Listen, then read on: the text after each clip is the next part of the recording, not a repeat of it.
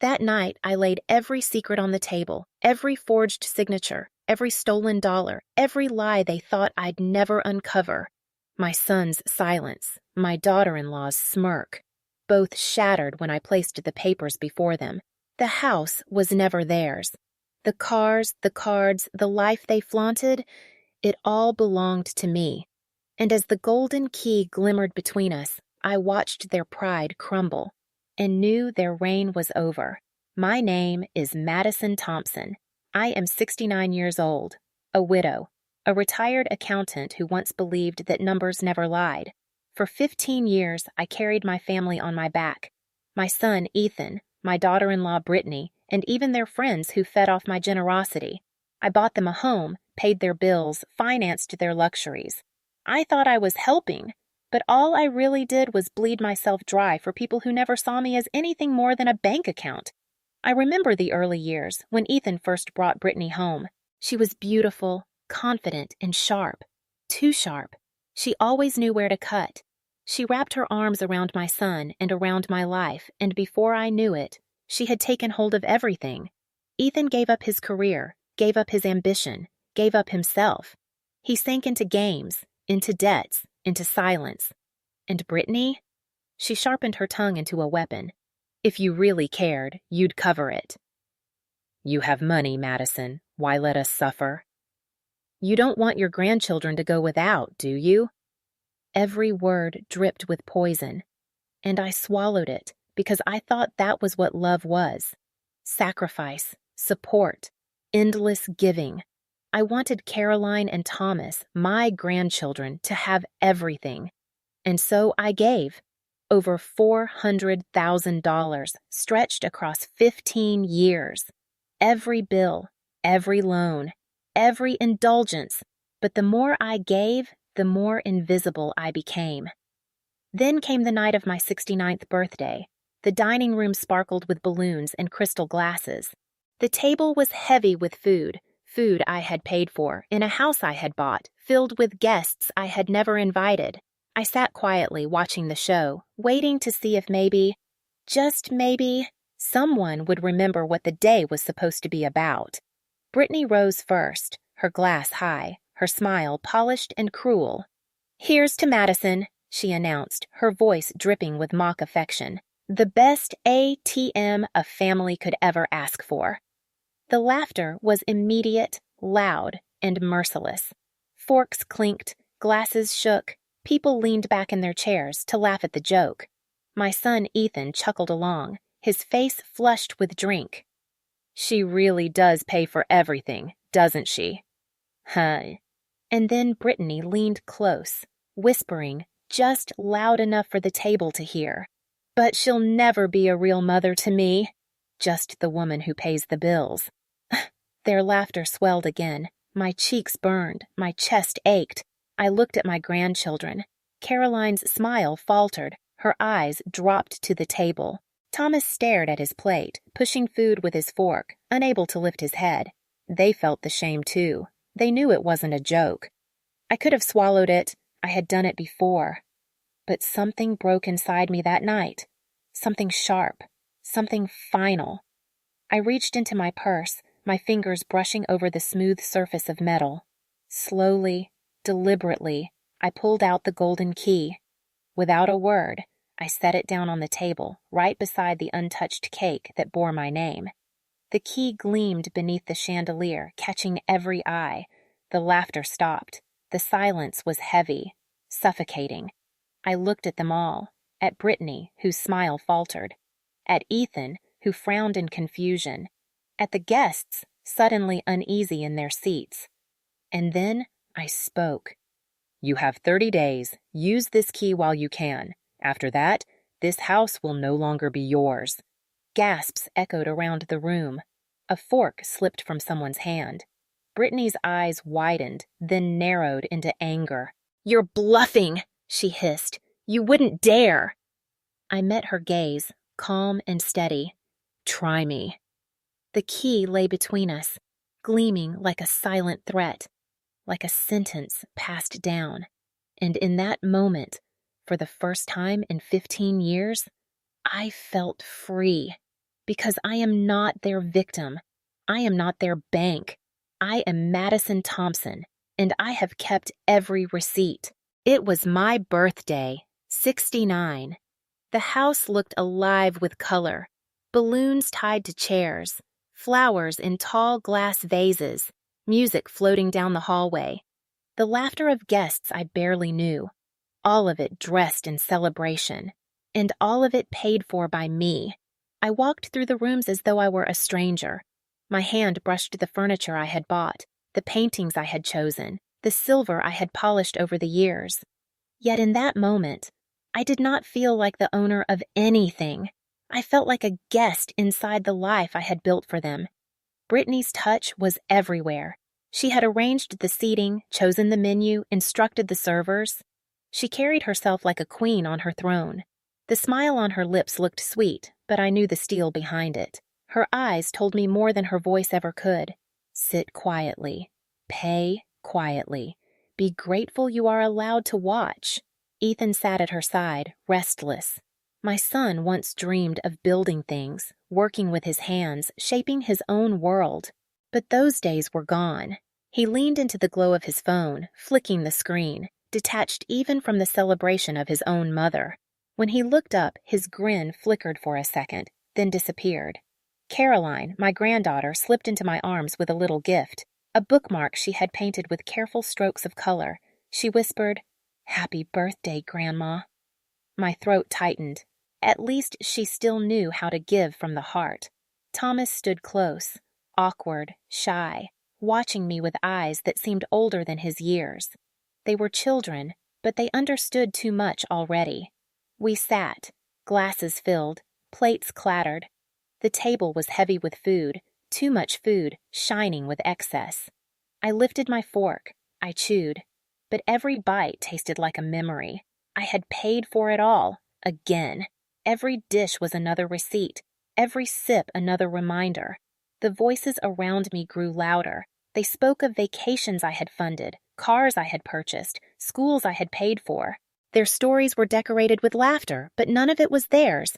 They wore my sacrifices like borrowed jewelry, proud and careless. And then, silence. Brittany stood. She lifted her glass with the grace of an actress stepping into her role.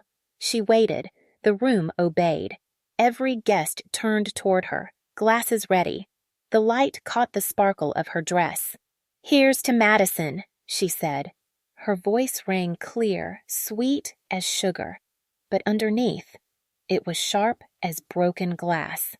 "Here's to our generous ATM mother-in-law."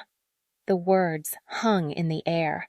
For a heartbeat, the room held still. Then the laughter came, loud, cruel. Some clapped, some whistled. Someone shouted across the table, "I wish I had a sponsor like her." I froze. The fork in my hand shook, my face burned, my chest tightened. Ethan laughed too. He lifted his glass, smirking. "She really does pay for everything, doesn't she?" The laughter swelled. Brittany leaned closer, her smile sharper than the knife beside her plate. She whispered, just loud enough for the table to hear, "But she'll never be a real mother to me. Just the woman who pays the bills." The words hit harder than the laughter, harder than any insult. Caroline's smile vanished. She lowered her eyes, her cheeks pale. Thomas poked at his food, avoiding my gaze, his small shoulders heavy with embarrassment. Even they felt the sting. Even they knew the cruelty of their parents. I could have swallowed it. I had swallowed worse. But that night, something inside me snapped. I pushed back my chair. The scrape against the floor cut through the laughter. Slowly, I reached into my purse. My hand closed around the golden key. It was warm against my palm, heavier than it had ever been before. I stood. The room grew quiet, uncertain. I set the key down in the center of the table. It gleamed beneath the chandelier, a single spark against the white linen. The laughter died. Forks stilled, the air thickened. I looked at Brittany first, then Ethan, then every face around me. My voice was steady, calm, stronger than it had been in years. "You have 30 days. Use this key while you can." After that, this house will no longer be yours." Gasps rippled through the room. A fork slipped from someone's hand and clattered onto a plate. The silence spread like smoke. Brittany's eyes widened, then narrowed into fury. She laughed, sharp and brittle. "You're bluffing! You wouldn't dare!" I touched the key with one finger, turning it so the light caught its edge. "Try me." Ethan shifted, his chair creaking beneath him, his voice cracked. "Mom, what are you doing?" I looked at him. My son. My boy who had once trusted me to teach him how to balance a checkbook, how to save for the future. My boy who had traded his promise for silence. "I'm doing what I should have done a long time ago," I said. "I'm remembering who I am." The silence held. No one moved. Even the music seemed to fade. I reached back into my purse and drew out a plain white envelope. I set it beside the key. I did not need to open it. They all knew what it meant. 30 days. After that, nothing would remain for them here. Caroline's hand slid toward Thomas under the table. He reached for her and held on. Their young faces showed a mixture of fear and relief. They knew something had shifted. I stood straighter. I felt taller.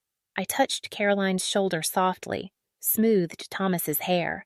I looked once more at Ethan, at Brittany, and I said nothing more. My silence was enough. I turned toward the hallway. The key remained on the table, gleaming like a verdict. The envelope sat like a shadow beside it. The room behind me buzzed with disbelief, anger, fear.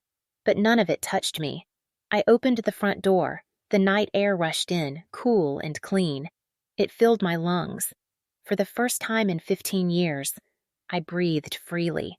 Behind me, their world cracked. In front of me, my life had just begun again. I am not their victim. I am not their bank. I am Madison Thompson, and tonight I took everything back. 15 years. It sounds simple when I say it like that. Just 2 words. But those years were not simple. They were long. They were heavy. They wore me down slowly, like waves carving away at stone. I gave them everything. At first, I thought it was love. At first, I thought I was helping my son build a future.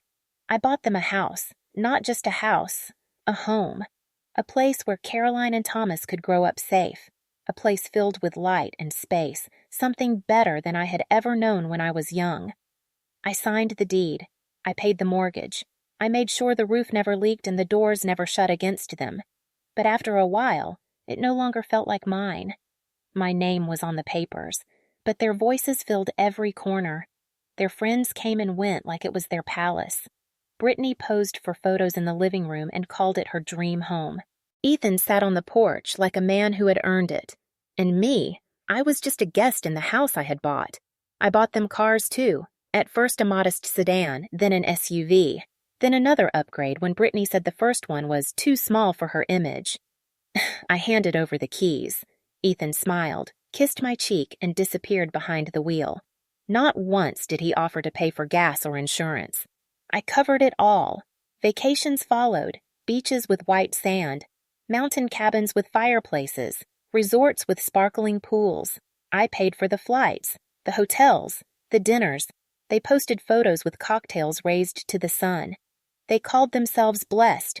They called themselves lucky. They never called me anything. I stood behind the camera, watching them laugh, knowing my credit card had bought every smile. And then the children, Caroline with her gentle hands, Thomas with his shy grin. I could never say no to them. Tuition for private schools, summer camps, music lessons, soccer uniforms. Every receipt carried my name. Every payment came from my account. I told myself it was worth it, for them. I told myself one day they would understand. But Ethan, my son, gave up. He said jobs were beneath him. He said the market was unfair. He said he was taking time to figure things out. But time stretched on, and he figured out nothing. He stayed up through the night with a glowing screen. Games, bets, losses. He slipped deeper into something I didn't recognize. Then came the debts. At first small, then larger, then hidden. I found out by accident. A letter from the bank. Mortgage overdue. My name printed bold at the top. My hands shook as I read it. Ethan had taken the deed, my deed, and signed papers I had never seen. He had mortgaged the home behind my back. When I confronted him, his face flushed. He stammered. He said it was temporary. He said he would fix it. He said, "Don't worry, Mom. I'll pay it back." But he never did. He never could. And Brittany, she was sharper. She never shouted. She didn't need to. She whispered. She smiled. She leaned close and pressed her words like needles into my ear.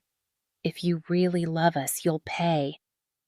You don't want the kids to go without, do you? You have money. Why else would you keep it? I tried to resist. Once. Just once. I said no. I said I couldn't keep covering everything. Her smile dropped like a mask slipping. Her eyes hardened. She said, "Maybe you don't care about your grandchildren after all." And Ethan? He said nothing. He sat there silent, letting her speak for him, letting me drown under the weight of guilt. The worst came later. Another envelope, another shock, a credit card statement with my name at the top. But the charges weren't mine. Dresses, jewelry, spas, vacations I hadn't taken. Brittany had opened an account in my name. She had signed my identity onto her lies. $50,000. And when I showed her the paper, she only shrugged. She said, "You can handle it. It's just money." I even sold my jewelry once. A ring my husband gave me on our 30th anniversary. I carried it into a shop, the gold cold in my palm. I slid it across the counter. I signed the paper with shaking hands. And that night, I handed the money to Ethan. He promised it was the last time. He swore it was an emergency. But I knew. I always knew. I remember one night most of all. I sat alone in the kitchen. The table was covered with bills. Hospital charges for Brittany, tuition for the kids, credit card statements. My pen trembled as I wrote checks one after another. Upstairs, I heard laughter. Music. The muffled sound of a movie. They were celebrating something, though I don't even remember what. I sat in the dark with only the lamp above me. Tears blurred the numbers. I pressed them away and kept writing. That was my place in their lives. Not at the table, not in the laughter. In the shadows. Paying. Always paying. 15 years, $400,000, maybe more. But the numbers cannot measure what they took. They took my dignity, my peace, my place as mother. My name, I was not family to them. I was their lifeline, and lifelines are not loved, they are used, grabbed in desperation, pulled until they fray. One night, I whispered the truth out loud. I lay awake, staring at the ceiling. My voice cracked as I said it. I wasn't family to them. I was their lifeline. The words filled the room. They echoed in the dark, and once I heard myself say it, I could never unhear it again. I thought I knew the worst of it, but darkness always waits with another layer. The night I called Chloe, I could barely steady my voice. For years I had stayed silent, convincing myself that I could handle it alone, that if I just paid one more bill, covered one more loan, it would end. But it never ended. And as I told her everything, my chest felt lighter and heavier at the same time. Her voice was calm, strong. "Mrs. Thompson, you have been exploited. We can fix this, but you have to be ready." And I was ready. Or, at least, I told myself I was. The next morning, I drove to the bank. My hands clenched the steering wheel so tightly my knuckles ached. The lobby was bright and cold, polished floors, a faint smell of disinfectant. I walked to the counter, the mortgage notice heavy in my purse. The clerk greeted me with a polite smile, young, nervous. She scanned the computer, then looked at the papers I placed on the desk. "This must be a mistake," I said quietly. Her eyes flickered. Her voice lowered. "Mrs. Thompson, these documents were signed 2 years ago by your representative." "My representative?" My voice cracked, but I kept it steady. "Yes. She said she was your daughter. She signed as power of attorney." A pause. A silence that pressed against my ears. "I don't have a daughter," I whispered. The clerk hesitated, then admitted it. "She came in several times. Blonde hair, expensive purse." She introduced herself as Brittany. The world tilted. My stomach clenched. Brittany had stood here, in this very place, and used my name, my identity, my life, to bind me with chains I never agreed to wear. The clerk printed copies. My hands shook as I flipped through them. Signatures. My name written in black ink, but not my hand. Crooked lines, sloppy strokes. A fraud, but still official. I walked out with the papers pressed against my chest. The air outside was sharp, colder than before. When I showed Chloe, her jaw tightened. "This is identity theft. We could press charges. We could take her to court tomorrow." But then she paused and her voice softened. "You need to be prepared for what that means. She is your daughter-in-law, and your son? He must have known." Her words struck harder than any document, because the truth was waiting, and when Chloe dug deeper, she uncovered it. Ethan, my boy, my son. He had taken the deed to my house, the house I bought, the house where his children slept. He had mortgaged it behind my back for his gambling debts. I closed my eyes and saw him as a child again, running through the yard with scraped knees, showing me a jar of coins he had saved, telling me proudly he was just like Mom, good with money. Now he was a man who had sold me out for a handful of nights behind a glowing screen. I couldn't breathe. For years I had blamed Brittany for everything. Her sharp tongue, her manipulation. But Ethan, he had let her lead, and then he had chosen betrayal for himself. That night, I sat at my kitchen table, the same table where I had signed checks, the same table where I had cried in silence. But this time, it wasn't bills in front of me. It was papers of closure, cancellations, cords cut. I signed them one by one, my pen steady for the first time in years. Cancel every credit card, close every linked account, freeze every line they could touch. The silence that followed was almost holy. The phone began to ring the next day. Brittany's voice, sharp and shrill, filled the machine. "Madison, the cards are frozen. What did you do? You can't just cut us off like this. We have bills." Another call, Ethan this time, his voice lower, almost pleading. "Mom, please, call me. We can fix this. Just, please." I sat still. I listened once. Then I erased the messages, because this wasn't about fixing them anymore.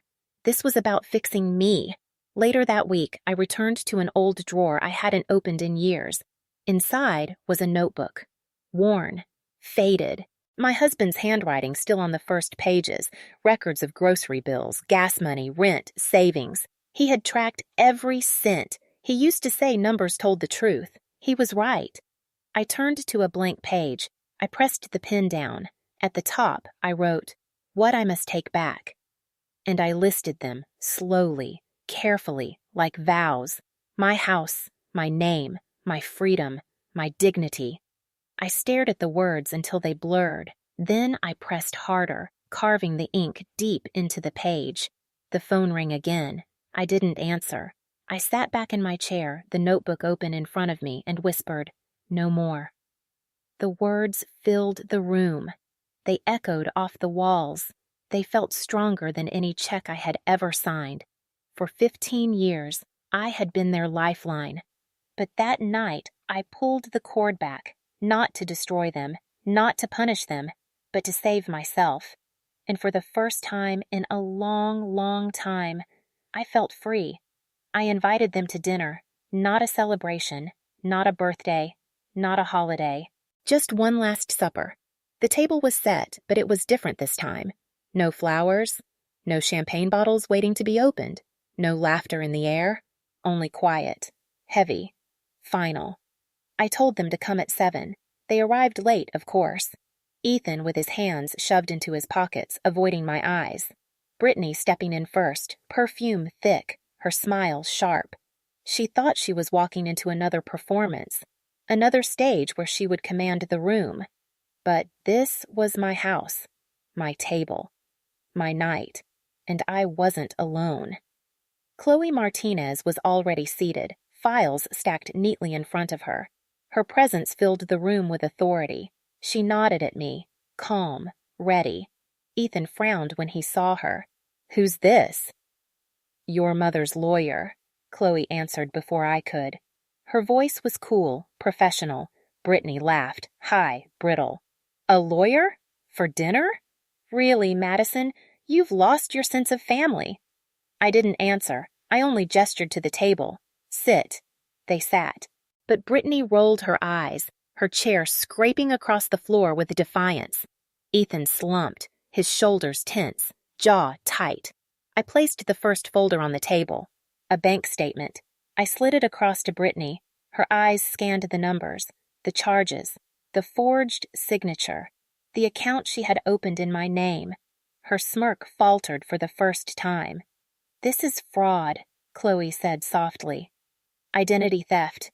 $50,000. We have everything we need to take it to court." Brittany's lips parted. She forced a laugh. "That's ridiculous." She gave me permission. "No," I said, cutting through her words. "I didn't." Another folder. Another paper slid across the table. The deed. The mortgage Ethan had signed behind my back. I looked at my son. "Your signature. My house. My life." His face flushed red. He opened his mouth, closed it, whispered, "Mom." I had no choice. I was desperate. "You had a choice," I said. "You chose betrayal." Silence pressed against us. Chloe stacked the papers neatly again, then placed a new document on top. A clean, crisp set of pages. "This," she said, her tone sharper now, "is a waiver. It states that you, Ethan and Brittany Caldwell, renounce any claim to Madison Thompson's estate, inheritance, or property. You will sign it here, tonight." Brittany pushed back in her chair. Her voice rose, sharp with fury. "You can't do this!" I leaned forward, my hand resting on the golden key I had brought once more. My voice was calm, steady. "I already did." Ethan's head dropped. He rubbed his hands over his face, groaning softly. "This isn't fair, Mom." "Fair?" I whispered. "Fair is 15 years of my life. Fair is $400,000. Fair is the roof over your head, the car under your hands, the vacations you bragged about. Fair is what I gave, and what you threw away." Brittany slammed her palm on the table. "We're family." "You can't cut us out like this." I looked at her, straight into her eyes. "Family doesn't steal. Family doesn't forge. Family doesn't gamble away a mother's house." Her face twisted. Rage, fear. Chloe slid the pen across the table. "Sign," she said, "or we file charges tomorrow. Fraud, identity theft, forgery. We have everything we need." The silence stretched. Ethan stared at the floor. Brittany's chest rose and fell, fast and shallow. Finally, Ethan reached for the pen. His hand shook as he scribbled his name. His eyes glistened, but he didn't look up. Brittany hesitated. She looked at me, her face burning with hatred. "You'll regret this," she hissed. "No," I said softly. "I regret waiting this long." She signed. The pen scratched across the paper. Chloe gathered the documents, sliding them neatly back into her folder. The sound of paper on wood was louder than the ticking of the clock. It was done. I stood. The chair legs groaned against the floor. I held the key in my hand, feeling its weight one last time. "You came here thinking you still held power over me," I said quietly. "But tonight, I took it back." Brittany glared at me, her mouth tight, her eyes wet. Ethan wouldn't look at me at all. The Last Supper was over. I turned and walked toward the door, the golden key warm in my palm. Behind me, the silence of their defeat filled the room. I didn't need to slam the door. I didn't need to shout. The papers, the signatures, the truth, they spoke louder than I ever could. And as I stepped into the night, I whispered to myself, "I am not your victim. I am not your bank. I am Madison Thompson, and I have taken everything back. Consequences arrive quietly. They don't knock. They don't ask permission. They slip in. They settle. And they stay. After that last supper, after the papers were signed, I didn't need to lift another finger. Their world began to collapse on its own. Slowly at first, then all at once. Ethan was the first to fall. My son, who once slept until noon, now woke in the dark. His alarm rang before the sun. He pulled on boots too heavy for him, a hard hat too big on his head, his body not ready for the weight waiting outside. The construction site was chaos. Dust in the air, the metallic clang of tools, the roar of machines, and in the middle of it, Ethan, carrying beams with trembling arms, shoulders bent, sweat soaking his back, his soft hands cracked open, covered in raw blisters. The foreman barked orders. Ethan nodded, quick and desperate, swallowing the shame. I drove past one morning. From the car, I saw him pause, leaning on a wall, his breath heavy, chest rising too fast. His face pale. He looked older than his years. At lunch, he sat alone, on a curb, bandages wrapped around his palms. He stared at them, his eyes blank, as though they no longer belonged to him. I remembered those hands, small and eager once, gripping coins in a jar, asking me how to count, how to save. Now they were empty, broken, and he had no one to blame but himself. I wanted to go to him, to hold those hands again, to tell him I was proud he was finally working, but I didn't, because this wasn't pride. This was punishment. This wasn't choice. This was consequence. And Brittany, her fall was sharper. The cafe smelled of burnt coffee, grease, old sugar. She wore a faded apron, hair tied back in a knot that never stayed neat. She carried trays stacked too high for her thin arms. She painted her lips in the mornings. She practiced her smile in the mirror. But by noon, both had faded. Her voice was sweet for customers, but brittle for her co-workers. She hated every second. But she needed every dollar. Then came the day her past caught her. Her old friends, the ones who once sipped wine in my dining room, who once admired her vacations, her dresses, walked through the cafe door. They recognized her instantly. The whispers came, not quiet enough to hide. Didn't she brag about Paris last year? And now she can't even balance a tray. Some queen she turned out to be. Her face burned red. Her hands shook. The cups rattled on the tray. One slipped, crashed on the floor. Coffee splashed across her shoes. She knelt to clean it, head down, silent. The laughter followed her as she wiped the floor. She finished her shift with her shoulders low, and when she left, she didn't strut. She hurried, eyes fixed on the ground. That night, she went home with her apron still stained. Their lives shrank. The house was gone. The walls that once glittered now belonged to strangers. They lived in a cramped apartment, paint peeling, ceilings cracked, neighbors arguing through thin walls. Their polished SUV disappeared. In its place, a dented sedan that coughed and wheezed when it started. Their refrigerator was half empty. Bread, milk, a few eggs. Dinner was simple, sometimes just rice and beans, sometimes less. The children felt it most. Caroline, once in crisp uniforms, now wore second-hand clothes. She kept her head down at school. She didn't invite friends over anymore. Thomas asked for new sneakers. Brittany told him to wait until next month. He lowered his head. He whispered, "Okay, Mom." I heard later that Caroline told a friend quietly, "We used to have everything. Now we have nothing." The words reached me like an echo. My heart twisted, not because they had less, but because she finally saw the truth, that what they once had never came from her parents. It had come from me. At home, the silence grew heavy. Ethan came in late, his body aching, clothes dirty. Brittany scolded him, her voice sharp, edged with bitterness. They fought, loud, furious. Caroline shut her door. Thomas pulled the blanket over his head. The laughter that once filled their house. The parties, the boasting. Gone. Only silence. only anger, only shame. I passed their apartment once. Through the window, I saw Ethan at the table, rubbing his temples. His shoulders slumped. Brittany folding her apron slowly, staring at it as though it mocked her. The children sat together at a table too small, their books spread across scratches and stains. Caroline held a pencil in her hand, her lips pressed tight. Thomas leaned close, whispering answers.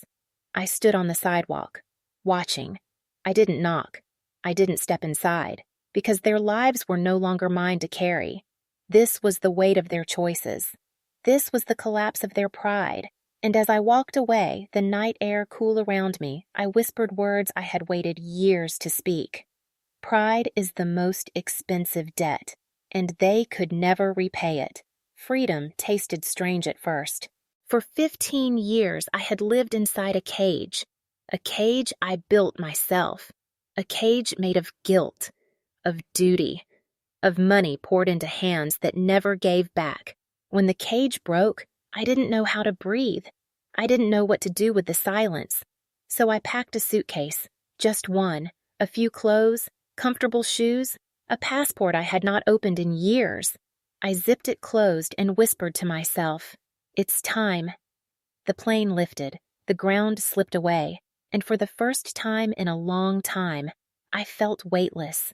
Paris welcomed me first. The city glowed at night, the Eiffel Tower shimmering like a crown. I walked along the Seine, the water whispering beneath bridges. I bought a croissant, warm and flaky, and ate it slowly, not rushing, not worrying. No one asked me for money. No one asked me for anything. I stood under the tower, alone. Free Rome came next, the air warmer, streets of stone echoing with centuries. I touched the ruins, cold marble still strong after thousands of years. I whispered, "So am I." In Madrid, I lost myself in art. In Vienna, I listened to music spill out of grand halls. In Prague, I watched the sun rise over red rooftops. Each city gave me something new. I laughed with strangers on trains. I wrote postcards to myself. I sat in cafes, reading novels I once loved. I let myself breathe. Freedom was not wild. It was not loud. It was steady, gentle, healing. And while I found myself across oceans, my grandchildren were finding themselves at home. Caroline got a job in a bookstore. She stacked shelves, rang up customers, swept the floors at closing. She told me once, "Grandma, I love the smell of books on my hands." She smiled when she said it. A real smile, not the kind forced for photos. Thomas began mowing lawns. He carried his tools on an old bicycle, his backpack full of water bottles. He saved his cash in a jar, lining the bills neatly, proud of each one. I visited one weekend. He showed me the jar, his eyes shining. "I'm saving for a guitar," he said. I kissed his cheek. "Then every dollar will sing for you." They were learning what their parents never had. That money earned feels different than money taken. That respect is not bought. That dignity is built. Our bond grew, stronger, softer, honest. We had dinners together, simple ones, pasta, soup, fresh bread, nothing extravagant. But we laughed, really laughed. No shame, no guilt, no debt. Caroline asked me once, "Grandma, why did you finally stop paying for them?" I looked at her, my voice steady. "Because love isn't money, and money isn't love." She nodded. She understood. She was only a teenager, but her eyes carried wisdom beyond her years. Thomas hugged me after dinner one night, his arms tight, his voice soft. "Thank you for everything you did, and for stopping, too." Tears filled my eyes. His words were heavy, but they freed me. I realized then, my bond with them was not built on what I bought. It was built on what I chose. Respect, truth, love. And I began to see my life differently. I thought for years my legacy would be money, a house, a trust fund, numbers in an account. But that was never the legacy that mattered. My real legacy was independence. My real gift was dignity. I had given them trips, toys, lessons. but none of it compared to what I was giving them now. An example: a woman who had learned to break free, a grandmother who had remembered who she was. One evening, I sat by my window after returning from Prague. The sun dipped low, painting the sky with gold. Caroline lay on the couch, reading a book from her store. Thomas sat at the table, counting the bills from his jar. I watched them, quiet, proud. They no longer needed me to pay for them. They needed me to believe in them. And I did. 15 years had been lost, but every day now felt like a beginning. I was free. They were learning freedom too. And together, we were building something that could not be bought. A legacy of independence, a legacy of dignity, a legacy of love, real love, the kind no money could ever buy. He came to me one evening. Ethan, my son. I hadn't seen him in weeks. When I opened the door, I almost didn't recognize him. His hair unkempt, his clothes worn, his shoulders hunched like a man twice his age, his eyes red, swollen, desperate. He stood there in silence, his breath shallow, his lips trembling. Finally, he spoke. "Mom," his voice cracked. I'm sorry." The words hung in the air. For years I had longed to hear them. For years I had begged, silently, for acknowledgement. And now, at last, they came. But they did not feel like victory. They felt like ashes. I let the silence stretch. I studied his face. The boy I once held, now a man broken by choices he had made himself. He stepped closer. His hands shook. "I know I failed you. I know I betrayed your trust. I thought money would always be there. I thought you would always be there." My heart ached, but my voice remained steady. "I could hand these papers to the police," I said. "I could let them lock you away. Fraud. Forgery. Theft." He froze. His mouth opened, but no words came. "But I won't," I continued, my tone calm, final. "Not because you deserve mercy, but because your shame will follow you longer than prison bars ever could." His eyes filled with tears. He lowered his head. His body trembled. "I wake up every day," he whispered, "and I feel it. The stares, the whispers. Even the kids look at me differently. I ruined everything, Mom. I ruined myself." He sank into the chair across from me. His hands covered his face. "I thought Brittany and I were smart. I thought we had it all figured out. And now," his voice broke, "now I have nothing but this guilt." For a moment, I saw him not as the man who had betrayed me, but as the boy who once ran into my arms with scraped knees, who once promised me he would make me proud. I wanted to reach across the table, to hold him, to forgive him, but forgiveness is not a gift handed out in a single moment. It is a road, and he had only just taken the first step. "You still have your children," I said softly. "Don't let them learn the same lessons the hard way.